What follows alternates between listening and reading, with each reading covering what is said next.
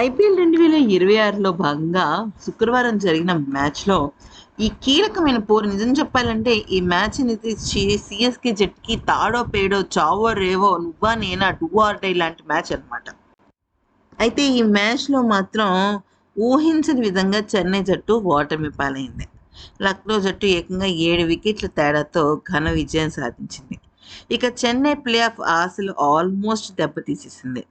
మీరు గమనిస్తే ఇది గురువారం నాటి పాయింట్స్ పట్టిక. అంటే శుక్రవారం నాడు ఈ చెన్నై అలాగే లక్నో జట్ల మధ్య మ్యాచ్ జరగక మునుపు గనుక చూసినట్టయితే, ఐదో స్థానంలో 11 మ్యాచ్‌లు ఆడిన చెన్నై జట్టు 6 మ్యాచ్‌లు గెలిచి 5 మ్యాచ్‌ల్లో ఓటమి పాలైంది. అర్థమైందా?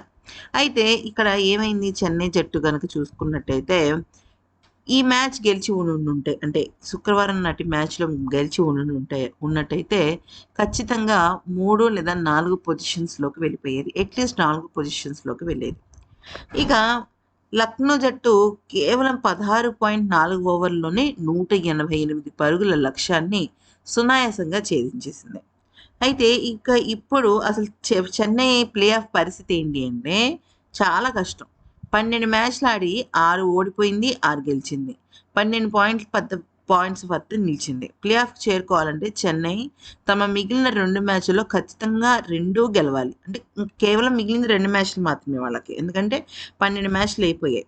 సో, వాళ్ళు 2 మ్యాచ్‌లు మాత్రమే వాళ్ళ చేతుల్లో ఉన్నాయి. రెండిటికి 2 గెలవాలి. అలా గెలిచినా వాళ్ళకి 16 పాయింట్లొస్తాయి. అయితే అది సరిపోదు. పంజాబ్, హైదరాబాద్ జట్లు మిగిలిన మ్యాచుల్లో కనీసం ఒక్కటైనా ఓడిపోవాలి. అయితే అప్పుడు చెన్నై వెళ్ళే అవకాశం ఉంటుంది. ఇప్పటికే ఆర్‌సీబీ, గుజరాత్ జట్లు ఆల్మోస్ట్ 16 పాయింట్స్‌లో టాప్ పొజిషన్స్‌లో ఉన్నాయి. ఆల్మోస్ట్ జీటీ కూడా వెళ్ళిపోయినట్టే. ఓకే. ఇక గుజరాత్ జట్లు 16 పాయింట్లతో ముందంజలో ఉండడంతో సీఎస్‌కేకు అసలు చాలా దారుణమైన పరిస్థితి ఏర్పడిందనమాట. ఇక వీళ్ళు గెలవాలి అంటే హైదరాబాద్ అలాగే రాజస్థాన్ జట్లలో ఒక్కొక్క మ్యాచ్ ఓడిపోవాలి వాళ్ళు. అప్పుడు పరిస్థితులు పూర్తిగా చెన్నై దగ్గరికి కలిసొస్తాయి. అట్‌లీస్ట్ ఒక్కొక్క మ్యాచ్ ఓడిపోతే అటు రాజస్థాన్ గానీ, ఇటు ఆర్‌సీబీ గానీ ఒక్కొక్క మ్యాచ్ ఓడిపోయినా కూడా చెన్నైకి అది కలిసొస్తుంది. ఒక రకంగా అది శుభవార్తనే చెప్పుకోవాలి. అయితే సరే ఇంక మ్యాచ్ విషయంలోకొస్తే టాస్ ఓడి మొదటిగా బ్యాటింగ్ చేసిన చెన్నై జట్టు యువ బ్యాటర్ కార్తిక్ శర్మ 71 పరుగుల్లో 42 బంతులు చేశాడు. హాఫ్ సెంచరీతో రాణించాడు.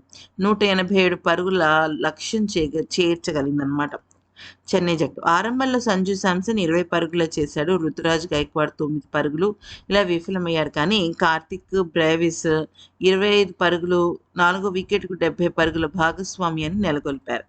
అయితే ఇక చివర్లో శివం దుబే 12 బంతుల్లో 32 పరుగులు చేసి జట్టు స్కోర్‌ను 187కు చేర్చాడు. లక్నో బౌలర్లలో ఆకాష్ మహారాజ్ 3 వికెట్లతో చెన్నైని కట్టడి చేశారు. చివరికి మిచెల్ మార్ష్ విధ్వంసకర బ్యాటింగ్‌తో లక్నో గెలిచిందనమాట. అయితే ఈ గెలుపేదో అంటే ఈ మిచెల్ మార్ష్ కానీ, లేకపోతే ఇంకెవరైనా గానీ, ఈ గెలుపులన్నీ కూడా సరే ఇంక ప్లే ఆఫ్ మాకు ఆశలే లేవు. ఆల్మోస్ట్ మేము గుడ్ బై చెప్పేసాం అనుకున్నప్పుడే ఇదంతా కూడా జరిగిందనమాట. అయితే లక్నో విజయంలో ఆస్ట్రేలియా ఆల్రౌండర్ మిచెల్ మార్ష్ ప్రధాన పాత్ర పోషించాడు. 38 బంతుల్లో 236 స్ట్రైక్ రేట్‌తో 90 పరుగులు బాదాడు. మిచెల్ మార్ష్ ఇన్నింగ్స్‌లో 9 ఫోర్లు, 7 సిక్స్‌లు ఉన్నాయి. దురదృష్టవశాత్తు రనౌట్ కావడంతో ఈ సీజన్‌లో తన రెండో సెంచరీని కేవలం 10 పరుగుల తేడాతో ఓటమి పాలయ్యాడే కానీ, లేకపోతే అసలు అతనికున్న స్ట్రైక్ రేట్‌కి సెంచరీ అనేది పక్కా అనుకున్నారు. మార్ష్‌కి తోడు జోష్ ఇంగ్లీష్ కూడా 36 పరుగులతో రాణించాడు.